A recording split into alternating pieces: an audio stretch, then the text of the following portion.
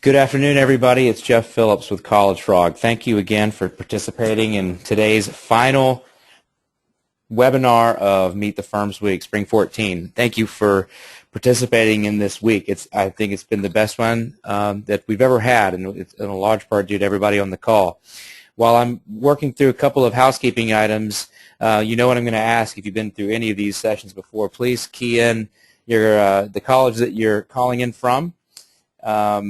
And so that way I can read that off in just a second.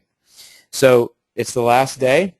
And a couple of updates for you. The employers who've signed up for National Meet the Firms Week will be receiving their digital resume book over the weekend, meaning they will have your resume in hand and be able to contact you through College Frog. But that doesn't mean you shouldn't apply to jobs. In fact, later today or early tonight, we'll be sending out a list of some of the hot jobs that employers are actively trying to recruit for. So I hope that you'll take advantage of that. We'll have links to the job postings on College Frog so that you can apply. Also, you'll be getting a couple other things from us, including a request for a survey. We want your feedback. How can this be more useful? What types of webinars can we be providing that you would enjoy? And what could we be doing better from the product as well? So I hope you'll let us know your feedback. And once Meet the Firms Week is over, there's going to be lots more jobs, lots more content, webinars, blog posts, advice, guest speakers, and experts from the accounting industry. So please stay in touch over Facebook, over Twitter, and so as that we can let you know when we have more updates. And then lastly, next week we'll be sending out recordings of all the webinars from this week, because many of you have asked us if you could have a recording as well. So we saved the best for last. Sarah Clifford is going to be our speaker today. We are going to talk about getting your resume right. Now, I remember in school I did not have a lot of assistance putting together my resume, and you're going to get that help today if you're in the same boat. But what's great about this is that it's coming from a recruiter who hires accountants. And why is this important, guys? I want you to think about how quickly 60 seconds goes by. That's about how long your average recruiter takes to look at your resume. And that's how much time it takes them to make a decision if they will put you on to the next level or not, whether it's going to be an on-campus interview, an on-site interview, whatever. So you've got to get this right. This is your calling card. It's how people in accounting firms or industries, corporations, decide if they will interview you. So this is why it's important. So Sarah Clifford is going to walk us through this today, and Sarah is fantastic. So Sarah is the business and operations recruiter at Facebook. And that means she primarily focuses on finance and accounting recruiting. Sarah's got an interesting background. So Sarah is a CPA, graduated with an accounting degree, and started her career at PwC. So got her CPA, and then she went into recruitment. So Sarah's seen both sides of this. So you're definitely getting an expert's opinion, and it's one of your own, which is going to be very relevant. So Sarah, with that being said, thank you so much for being a part of this today, for putting this presentation together. The floor is yours, and I'll be back at the end for some Q&A, as soon as you wrap up. Okay, Sarah, thank you so much, and go ahead. Great, thank you. Hi, guys. So I've definitely been in your shoes before. I went to UC Santa Barbara and studied accounting there. I started with PwC for a few years. I remember back then I had no idea how to put a resume together. And now that I've been in recruitment for a few years, I've really seen what makes a good resume, especially in the accounting field. So we're going to go through some information today.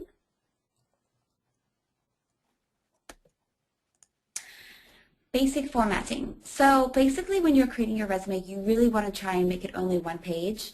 If you've been in the workforce for over 10, maybe more than one, maybe two max, but you really want to make it as short and sweet as possible. As far as font size goes, you want nothing smaller than size 9. You can use 2 different sizes if you would like. Make sure that you keep them between 9 and 12. You want to make sure that whoever is looking at your resume can easily see and read the font. Again, for different fonts, you don't want to use more than 2. And for the font style, you can definitely utilize bold, underline, and use different specific titles if you would like.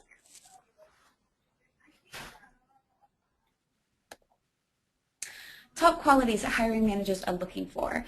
When a recruiter or a hiring manager is looking over your resume, they're really focusing on accomplishments. They don't just want to see what you've done on a day-to-day basis in various roles. They really want to see how you've brought value to your companies. They want to see interpersonal skills, knowledge of the company that you're interviewing with. That can be shown by having questions prepared when you talk to the hiring manager. You also need to show motivation for change. You know, why are you applying for this role? Why do you want this company? Why are you leaving your current company? They also, of course, want to see technical relevant skills. You can find these by looking at the job description under the requirements and try to match your experience to what they're looking for. They also want to see if there's going to be a culture fit. So here at Facebook, we're a very social company. We really, really value teamwork. And so many of our positions, our organization is very flat, so we have a lot of people at the manager level and the director level, but we don't have senior leveling and we don't have VP leveling. So, you know, someone might be coming in that has 10 more years than one of the other managers, and they'll be reporting to someone at a higher level, but it won't be shown by their title, and they shouldn't really care about that. We really just value people who work together as a team. Mm-hmm. Again, font style, you can use bold or underline, or that, I think it's where, I forgot what it's called, but where it makes it slanted. That just kind of makes certain things stand out, like the titles of different roles you've had, or maybe the companies you've been with. Page margins, make sure that they're no smaller than 0.75 of an inch, just to make sure it looks clean, and when it's printed out, you fit it.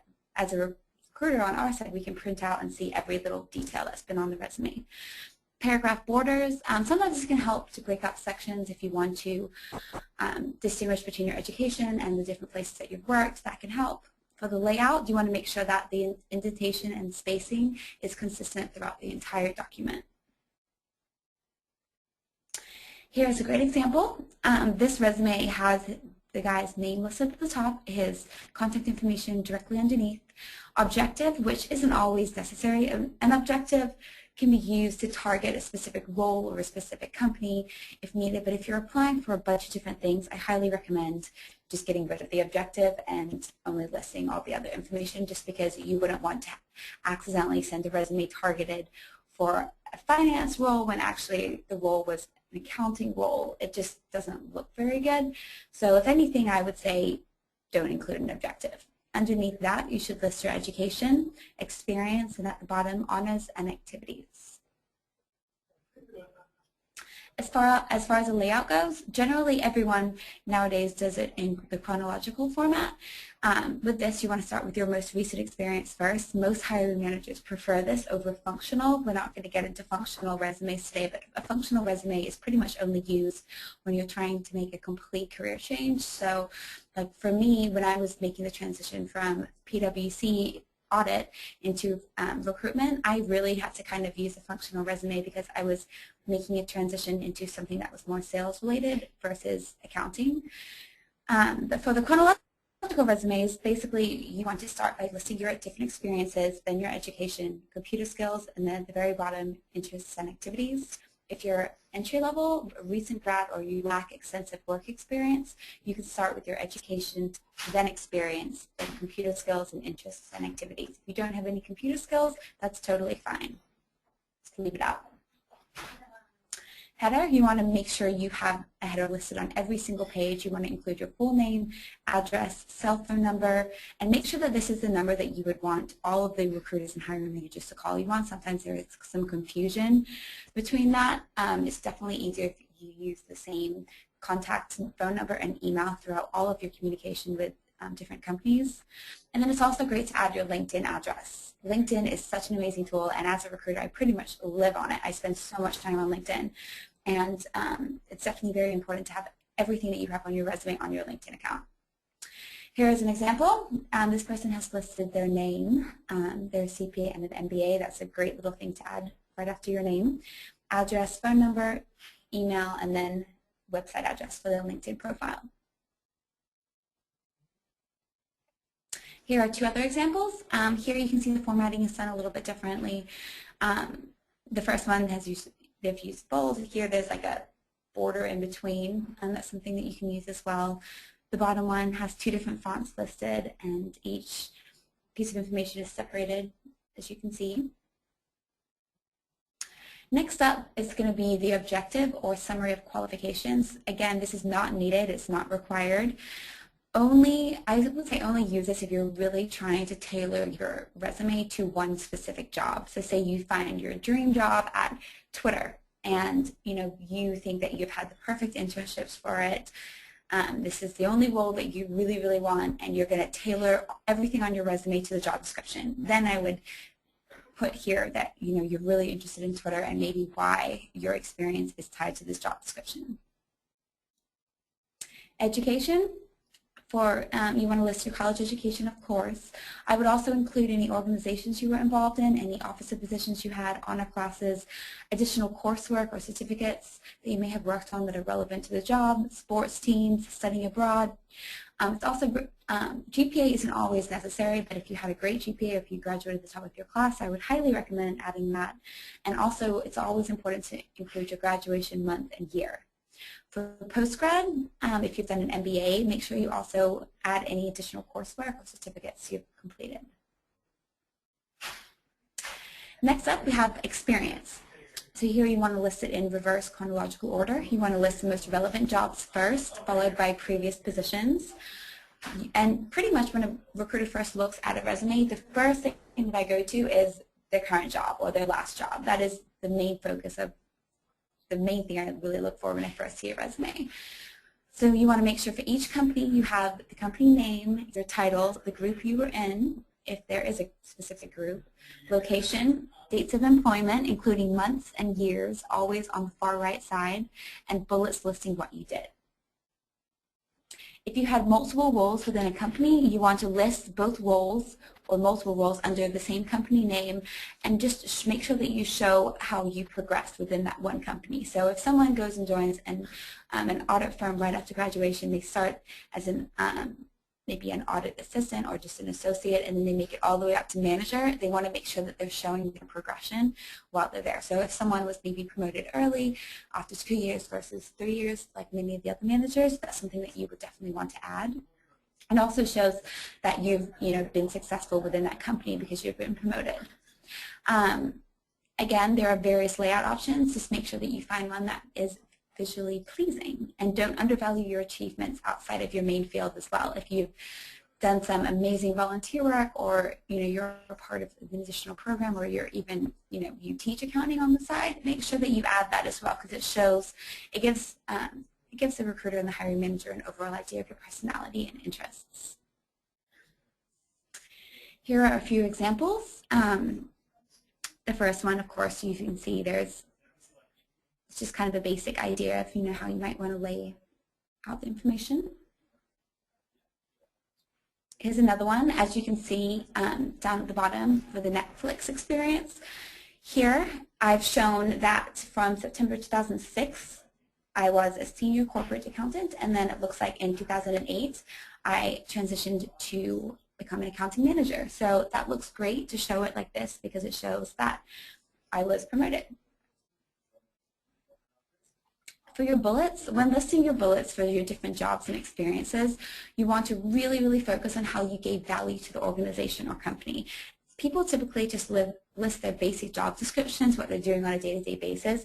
But as a recruiter, when I'm looking at resumes and I'm looking at 15 resumes of someone who, a background that is exactly the same, I know exactly what they've been doing in their position. I want to see how this person stands out from the rest of their class. I want to see how, what special projects they were on, how they helped one of their clients save money, how they found, specific things and, created value and made changes to their company. Those are the things that really stick out.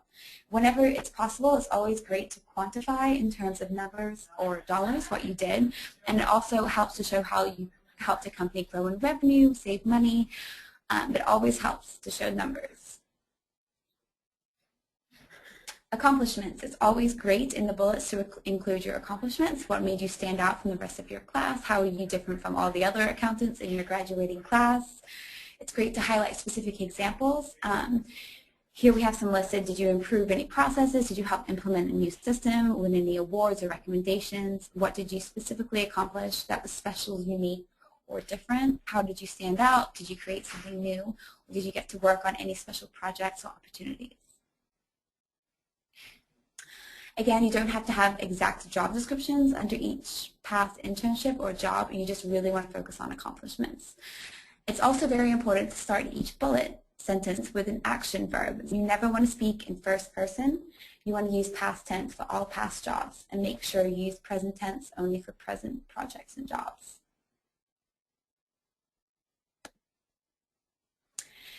Finding keywords to use, sometimes it can be, for me, I remember it was very time consuming putting together my first resume when I left PricewaterhouseCoopers. And there's definitely some resources online that you can use to come up with some of the wordings that you might want to use. There are online printed help wanted ads. Sometimes these highlight job competencies. You can look at job descriptions online, Google them, ask employers, or look on their website. Online search engines, you can look at accountant job descriptions, and typically you'll come up with a bunch of ideas. There's 2 different books that are published by the U.S. Department of Labor. They're both online as well. The Occupational Outlook Handbook and the Dictionary of Occupational Titles. This also has a bunch of information on different job descriptions in different levelings within organizations. You can also look at trade magazines or programs from different industry conferences and events. Computer technical skills. Here you should list any programs or software that you've had experience with, such as Microsoft Office Suite, Excel. If you have had any advanced Excel skills, I highly recommend adding that. Salesforce, which is a CRM system. As far as ERP systems, you guys might be a little bit too junior, but if you've had experience in any of these listed, I'd highly recommend adding those. You might have touched on some of them in maybe an internship or a first job. Some planning, budgeting software is listed there, payroll, reporting, tax. These are just some examples. There are so many different programs out there, but if you've touched on them and used them in your last positions, I would definitely recommend adding them to your resume. Activities and interests. Here is a great place to show your personality. You can show different clubs or organizations you were involved in, awards, honors, leadership activities, languages, sports teams, fraternity, sorority involvement, any opposite positions you may have had within an organization. Here are some examples. Cal CPA is one I'm involved in here in San Francisco. ASWA is another one I'm involved in here, but there's lots of different things that you can add that really showcase your involvement and your personality. Resume format types. So different companies may ask for different types of resumes depending on their internal systems. Typically, I would say most companies ask for and request the Microsoft Word formatted .docx document, so that's pretty basic. Sometimes they'll ask for a PDF version, and you can actually go to this website here, freepdfconverter.com, and it will convert it into a PDF or vice versa. I use that quite a lot sometimes if you're having trouble parsing your resume. Every now and then you'll have some companies, they request a plain text document, which is a .txt. This is kind of, it's a little bit confusing, and I'm not sure how many internal systems use it nowadays, but it might ask you, and you have to actually change it to make it more basic. Another version sometimes companies ask for is just a plain email version. This is just formatted so for different line restrictions in email, so you might want to tailor it so it looks a little bit cleaner through an email rather than as being sent as an attachment.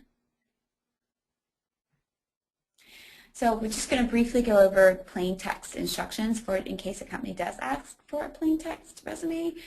Generally, this is used to copy and paste into a resume database in an online forum. Basically, what you have to do is you get your normal resume, you save it in Word, but you save it as a .txt document or a plain text document, and then you're going to reopen it in Notepad instead of Word.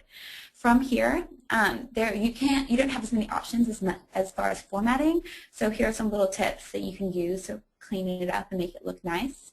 Instead of underlining a certain area, you can use the equal sign or the minus sign. You can use the star symbol instead of bullets, and then typically you'll use 10-point career, I guess I pronounce it. And then you can also do other things. You can't use bold, underline, or italic. So you can do all uppercase for certain titles of certain companies. You just have to kind of be creative. Here is an example. So this was my old resume. This obviously looks very different than my normal resume that's not really formatted. It has the same font, very general, but this is how I made it look neat and presentable in plain text version. Second page. How to stand out from the crowd. So basically, you need to think of your resume as your own personal marketing tool. When a hiring manager or a recruiter is looking at your resume, you have the exact same experience or background as a few other candidates. You really want to showcase yourself and show how you stand out. You want to make it short and to the point. Instead of having short bullets, try to combine them. If you're applying for a specific job, I highly recommend this. Print out the job description, highlight key phrases of what they're looking for, and tailor your resume to respond to that exact job description. I promise that is the best way to get the job that you want. If I see so many resumes from people from different, audit and accounting backgrounds, but if I see someone that has specifically listed the technical accounting areas that we're looking for, that we need help in, listed on their resume, and those are listed in the job description, that's awesome. Oh, if I see someone that's worked with Oracle and that's our internal Oracle system, that really helps as well. Also, you should be interesting. Use activities or show your interests, or maybe your travels or what you like to do outside of work to make your resume more intriguing. Once you put it together, then it's time to review. Here, this is extremely important. I see so many errors in spelling and grammar all the time. Make sure that your grammar is consistent throughout the entire thing. You don't want to repeat verbs whatsoever. You don't want to use responsible for. Try not to use any weak verbs. Again, make it visually very pleasing. Make sure you've used the proper capitalization, paragraph breaks, font size, only 2 to 3 different fonts and sizes. Make sure you've included all the dates, including months. You don't want to have any gaps on there. And then, most importantly, get a bunch of people, as many as you possibly can, to review it. Parents, friends, neighbors, career counselors. You can even hire someone if you want, but that's really not needed. Just make sure that enough people have looked over it so there are no errors that you're missing out. Things not to include on your resume, unnecessarily details about your life, nothing personal, definitely not needed. Your work responsibilities as a lifeguard in high school, that's obviously not relevant to accounting, so there's no point in putting stuff like that.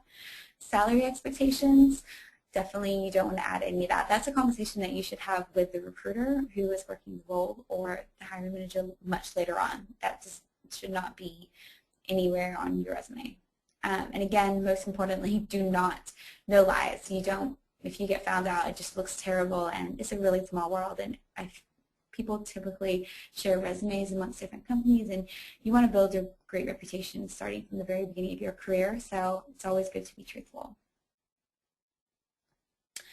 If something was once labeled confidential, like maybe a certain client project you were working on, you definitely don't want to list that on your resume. If you were fired from your job and what you were fired for, definitely would not list that. If the question comes up while you're having an interview, you really want to just spin it in a positive light, but you don't want to list it on your resume. No need to put references available upon request. Obviously, everyone's going to have references, so that just takes up more room. Too much information, it won't get read. Again, make it as short and sweet as possible. And we don't want to ask anything to do with, does this add value to my candidacy? If there's something extra on your resume and it's just taking up room and you don't think it's relevant to the job description or your personality, I would say just get rid of it. As far as resume distribution, less is more. Reapplying to the same company or posting your resume on a ton of job boards can actually backfire. It looks really bad. It shows that you're almost too desperate.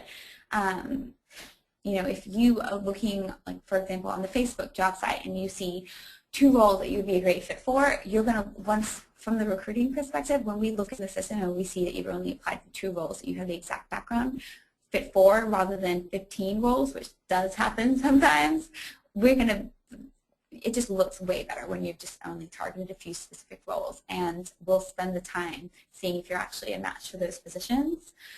It's also great to conduct a targeted job search, see who you know at different companies or friends of friends that you can reach out to. It's always better to have a friend or a connection, send in a resume rather than just applying online.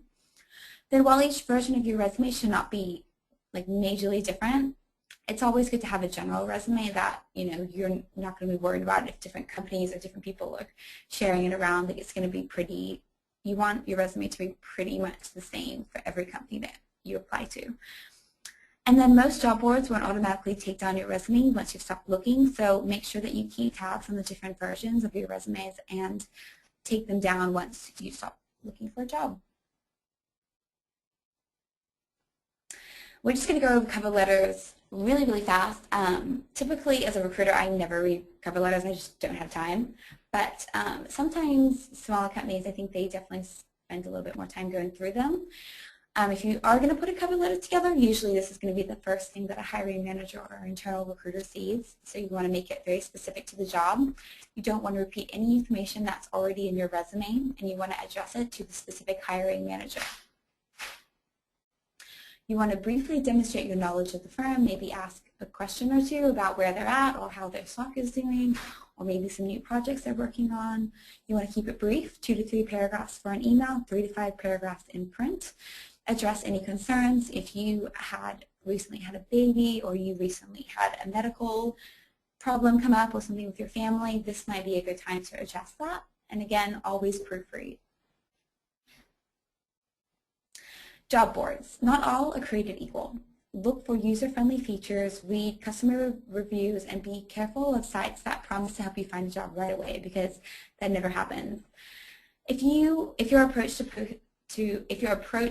posting your resume is to post it wherever you can on the internet, that's obviously not going to work. I highly recommend sending it to people that you personally know or friends of friends over applying to anything online.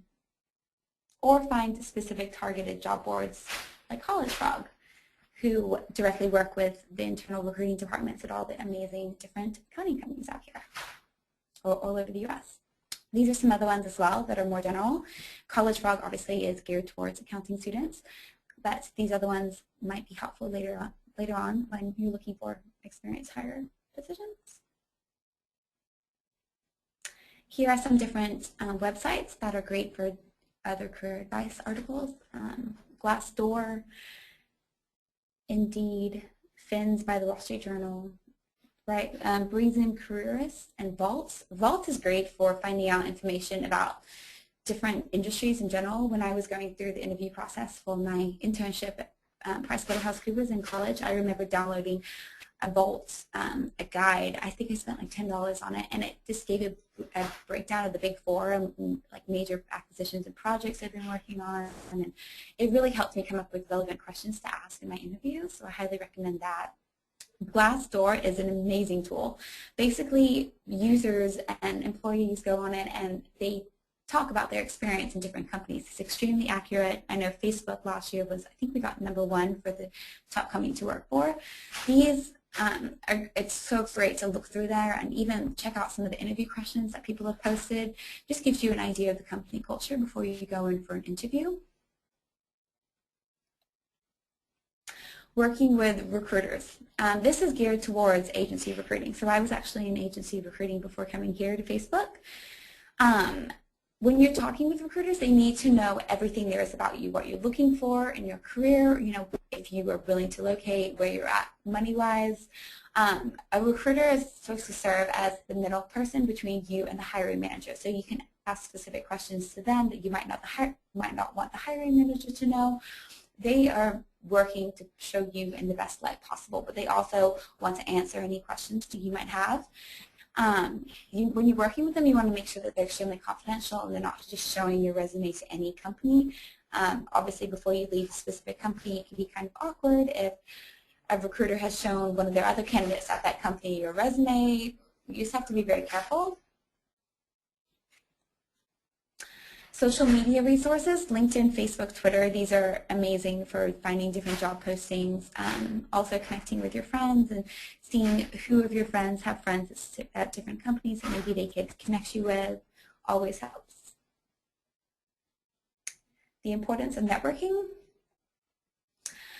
Nowadays, it's really not about what you know, it's about who you know. Connections and networking are everything nowadays, especially with tools like LinkedIn. It's extremely important in who you know and who can help you get into specific companies as you go along in your career. If you're going to some different networking events, you don't want to go in cold. You want to do your research ahead of time, see if there's a list of attendees, or if you're going to watch a panel, do a little research on the people who are speaking on the panel and talk with them after they've given their presentation and ask them targeted questions. You want to always leave them wanting more. Oh, and also follow up with thank you notes. That's huge. And then this is just a little piece of advice. If you're kind of lost in your career or you want some more advice, I would say this is hands down the best career book I've seen and read. What Color is Your Parachute? You can order on Amazon, and there's some amazing tips in there. And that's it. Now I think we'll open it up to some questions. Cool, Sarah. Thank you so much. So the biggest question I got was that everybody wants to get their hands on this presentation because there's so much technical information on this. Did you have the ability for folks to access this? Yes. So if you go on my LinkedIn profile, you can actually directly download it from my profile. You don't have to be connected with me. Awesome. And that is your profile right there, right? Okay, awesome. So for those of you who wanted to get a copy of this, please get to her LinkedIn profile, which there's the URL there, or you can just go to LinkedIn and just search for Sarah Louise Clifford. You'll be able to find it and download it. That is awesome.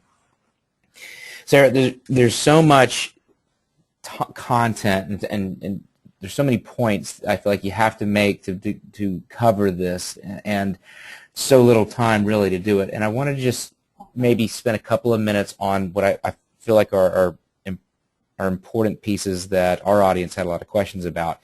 And cover letters is the first one. You had mentioned that it's not a critical factor for experienced hires, but I can tell you in the entry level it's almost a requirement. We see them all the time. So, would you mind talking a little bit about what is the overall goal of the cover letter? I mean, some people just recite their resume. Other people, I get questions all the time, how do I write these things? Can you just talk a little bit about what you should be trying to accomplish there? Sure. And I do have to say with experienced hires, if I get a referral sent in to me from someone else at Facebook, I do read the cover letter. So it can be important also in experienced hiring, but yes, I agree with you. I think when you're just graduating college and you're first looking for your first career, it is important.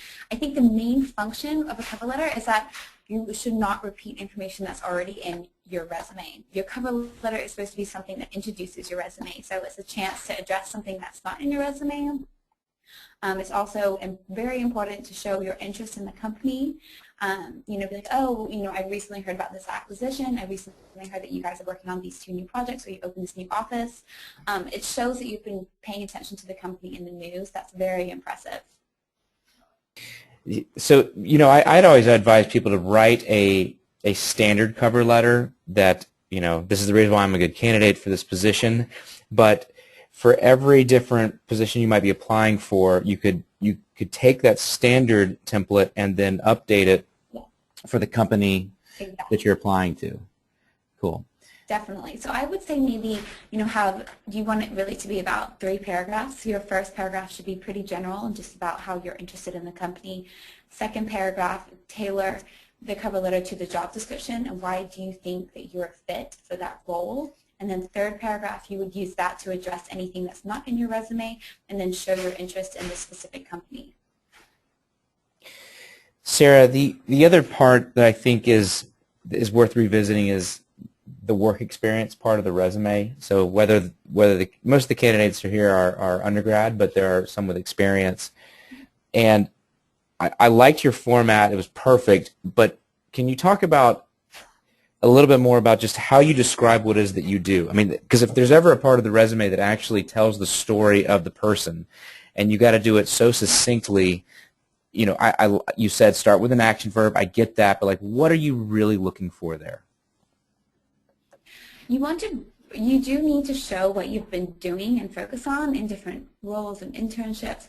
But again, the focus is really about accomplishments. So when I'm looking at someone who has been, a general ledger accountant for 2 years. Like, I probably know what they're doing. It might be good to show the areas that they've been covering within GL accounting, but then I'm really looking for accomplishments. That's the main thing that you really do want to find. Maybe you could show how you were given a project and then you took it to the next level, or you saved the company a bunch of money, or you implemented a new system. You really need to show, it's like a mix. So you want to show what the daily tasks and areas that you're covering, but also special additional projects and achievements. Got it. So, I mean, that's an important part of it. That's really the meat of the resume, and I always see a lot of resumes that don't start with a verb, that aren't telling what the accomplishment was. It's just like, worked with team, to perform this job. Well, what did you actually do? You built, you designed, you improved, you sold, you created. I mean, that's where you want to be telling a story. Exactly. A few other, we've got a lot of questions here and a few minutes to jump in them. One of our candidates would like to know, from a candidate's perspective, and I don't know if they're a student or experienced, but can you just give an overview of the recruiting agency and what is the role that they play in finding jobs, and how should people on this call engage with recruiters? Okay. Well, recruiting agencies, you really want to find one that is targeted towards accounting and finance rather than general. Like, there's a lot of huge public firms that, they cover a lot of different areas. I think the best agencies are really targeted only towards, accounting and finance places, and they're great just to talk with, so you can utilize the recruiters there and get information about different companies, different company cultures. They're also aware of many jobs before they're posted online, so I think it's always good to work with 1 or 2 agency recruiters as well as applying yourself online.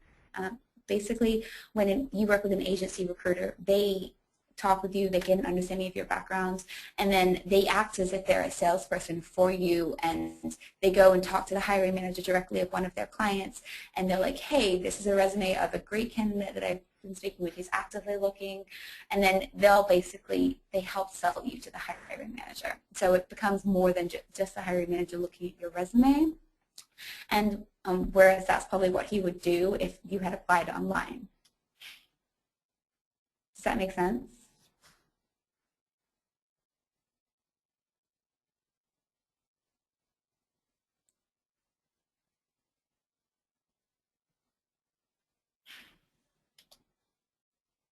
Lou? I think I'm sorry, Sarah. I was responding to you, and I was on mute. No worries. I was like, I hope that answers your question. When I heard you kind of you made this sound of like uh-oh, and I was like, uh-oh, I'm on mute. All right. So, but yeah, that answers the question. I think for the audience, you're gonna use them a lot more as when you have experience than at the entry level. Yeah. But they're an incredible resource. I mean, that's what you do for a living. But they really, I mean, the main thing that, if you're just graduating college, the main thing that you should be utilizing is your internal college system and the career counseling space that they have there, and career fairs that you can attend, career fairs that you guys host too at College Frog. That's right. Right. Okay, so a few other questions. What type of resume should I use if I'm applying on a website? Like he mentioned Taleo, which is a name I know from being in the applicant tracking system space. But that's a great question, because they can really get messed up if you don't have the right format, right? Totally. Yeah, I always say just do a Microsoft Word resume, just because it's easier to, like, if later on you want to change something on it, and you tell the hiring manager or the recruiter, then they can easily update it. Whether that's with the PDF version, you have to change the format back to Word to change it, and then PDF it again. So I would say always it's safest just to send any resume in a Microsoft Word format. Very good. And Sarah, we had a couple folks who made it to your profile, but looks like they're not able to download it. Oh, really? Yeah. Let's see. So what I may do is there is an option to see the presentation but not download it. Okay, so you can see it, but you can't download it. So what I might do is, well, first of all, we're going to send a recording of this to everybody who participated, and if with your permission, I'll send it to people who wanted a copy of it. Is that okay? Yes, of course. Okay, great. Okay, Sarah, what about experienced experienced candidates? So, we have a candidate who has 29 years of experience. There's a lot of information covered over that many years. Do you list all the other jobs as bullet points with the role you played? I mean, No. her concern is it's going to be a 3-page resume.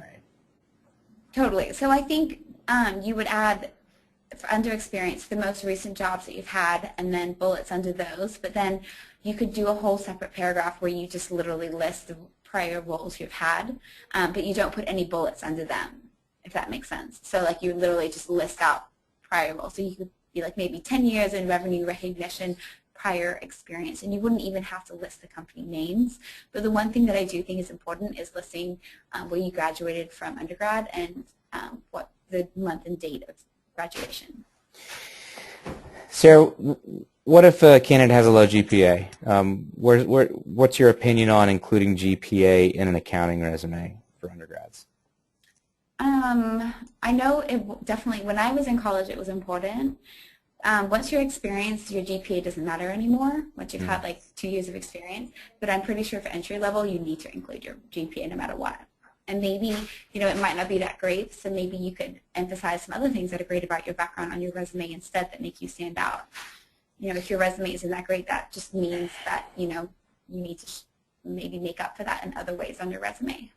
Yeah, to that point, someone who's clearly a student had asked me, what if we don't have any career accomplishments to speak of? And that's not rare, I think, necessarily for college students. Mm-hmm.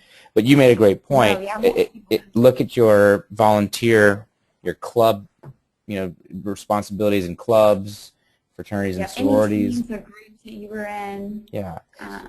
Anything that you did, even for fun, like traveled all over the world, studied abroad, those things look fantastic.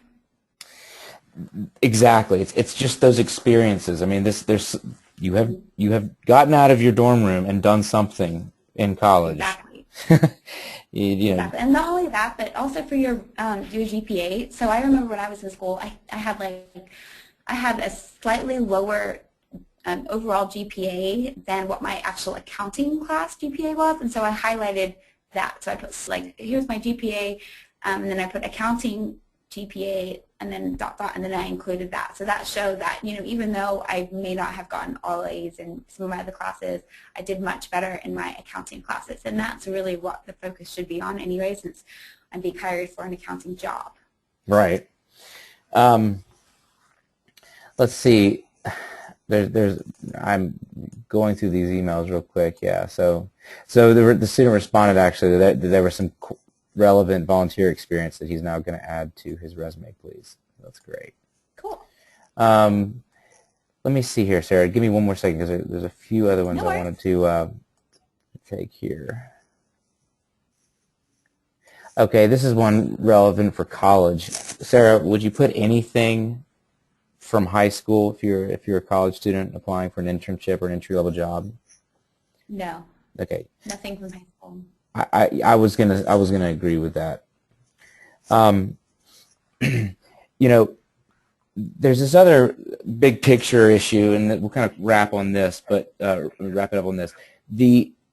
A lot of times these students are applying on job boards like ours, and they're not sitting in front of a recruiter at an event. And so you know how it is, Sarah. You apply online, and then nothing happens sometimes, it seems like. And I wish that wasn't the case. We have a job board. We try to do more than most job boards do to inspire the employers to get back in touch, but sometimes it doesn't happen. So can you talk about, I bet you have friends who have asked you for career advice, job hunting advice. What happens if you don't hear back and you've applied online? What are some steps that you would recommend people taking? I think the main thing to do is to really get out there and start networking and meeting people. anytime you have someone refer a resume into a company, you're going to have a much better chance of getting a job than just applying online. I get probably like 10 referrals a day, and I pretty much speak or talk to every candidate that's referred to me for accounting and finance jobs, just because it's just being polite, and it's someone internally is referring someone, and they get a much better chance of getting an interview than someone who just applies online. So it's all about, that's why I keep emphasizing the importance of your network and getting to know people. And if you meet someone at a Meet the Firms event, and maybe you didn't get a job with their company or an interview with their company, but keep up that relationship. Ask them if you can take them to coffee one day, or meet them somewhere, or just try to interact socially with people that are at the companies and at the levels in which you would like to be at. And I was going to say, to add on to that, ask them to introduce you. Maybe everybody think about Facebook, right? Everybody, I have, 600, 700, I don't know, 1,000 connections on Facebook, and probably everybody on this call has between 500 and 700, and I presume that just about everybody on this call is a member of Facebook. And my point is that I know a lot of people, and you know a lot of people, and as we meet people in our lives, they can make introductions for you. You can make introductions for them, and that's one of the powers of networking. You can't be afraid to ask. And yeah, a referral always goes a lot further than the cold introduction. So the more you're out there, the better off you are. Exactly. And people, they want to work for their friends. And generally people, they enjoy introducing people to each other. Like before I got into recruiting, I was too nervous to really directly reach out to people. But as I've seen now, people like helping other people. And if you, ask for, to introduce to someone through someone else's network, typically people will make the introduction. I mean, that's not asking a whole lot, is it? I mean, that's usually sending an email. And cool, Sarah. We're gonna close there. Any sort of final thoughts that have come up as we've done the Q&A? I think just the main thing to take from this presentation, I hope, is that it's so important with who with having an updated LinkedIn profile, and keep connecting with all the people that you're surrounded with, and really just, I think it's very important. I think networking is just the most important thing nowadays, and making sure that you're surrounded by people who are also accomplishing things that you want to accomplish, and you have good mentors and leaders that you can ask advice to. Mm-hmm. Sarah, I know this is a very busy time of year for you, and I really appreciate, our team appreciates the fact that you took time to not only build this presentation but walk us through this. If you're on the call, I will be able to send out a note with the attachment of the presentation to everybody so that you have it. Sarah, it's in high demand, so you've created a hot commodity there, but that's good. I'm so happy that it's useful to everybody. So thanks so much for your time, Sarah, and I hope you have a great weekend, and I know we'll be in touch, and I hope everybody on the call has a fantastic weekend, and our team wants to say thanks so much for participating. This ends not only the webinar, but National Meet the Firms Week, and so I hope everybody has a great day. Sarah, I'll say bye to you, since I can actually hear you, and I hope everybody else has have a great weekend. Thanks, everyone. Bye-bye.